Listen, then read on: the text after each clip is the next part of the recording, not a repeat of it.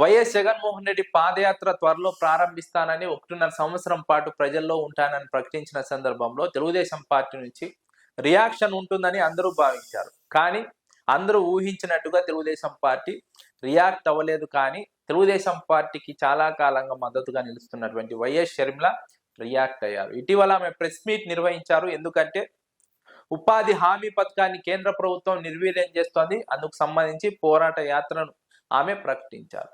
ఈ సందర్భంగా కీలక వ్యాఖ్యలు చేస్తూ జగన్మోహన్ రెడ్డి ఎందుకు పాదయాత్ర చేస్తున్నారు? అధికారం కోసమా?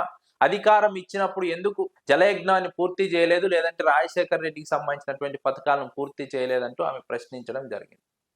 అయితే వైఎస్ షర్మిల ఉన్నట్టుండి ఇప్పుడు తెర మీదకి రావడం వెనుక, వైఎస్ జగన్మోహన్ రెడ్డి విమర్శించడం వెనుక తెలుగుదేశం పార్టీ ఉందని విశ్లేషకులు అంచనా వేస్తున్నారు. తెలుగుదేశం పార్టీ వెంటనే స్పందిస్తే తెలుగుదేశం పార్టీ జగన్మోహన్ రెడ్డి పాదయాత్రకు భయపడుతోందన్న సిగ్నల్స్ ప్రజల్లోకి వెళ్తాయి. కాబట్టి వ్యూహాత్మకంగా వైఎస్ షర్మిల ద్వారా చంద్రబాబు నాయుడు మాట్లాడిస్తున్నారు. జగన్మోహన్ రెడ్డి పాదయాత్ర ఎందుకని ప్రశ్నించే విధంగా షర్మిలను పురమాయిస్తున్నారన్నది రాజకీయ విశ్లేషకులు అంచనా వేస్తున్నటువంటి సందర్భం. ఒక ప్రతిపక్ష నాయకుడు పాదయాత్ర ఎందుకు చేస్తారంటే అధికారంలోకి రావడానికే చేస్తారు. ఎవరైనా అధికారంలోకి రావడానికే పాదయాత్ర చేస్తారన్న విషయాన్ని వైఎస్ షర్మిల మర్చిపోయారని విశ్లేషకులు అభిప్రాయపడుతున్నారు. రాజకీయాల్లో అధికారమే పరమావధి. అధికారంలో ఉంటేనే ప్రజలకు అనుకున్న మంచిని చేయగలరు. జగన్మోహన్ రెడ్డి అధికారంలో ఉన్నప్పుడు ఆ మంచిని చేశారు కాబట్టే మళ్ళీ ఇప్పుడు పాదయాత్రగా ప్రజల్లోకి వెళ్ళి ప్రజలకు మరింత మెరుగైనటువంటి పాలన అందిస్తానని హామీ ఇవ్వబోతున్నారు, భరోసా ఇవ్వబోతున్నారు.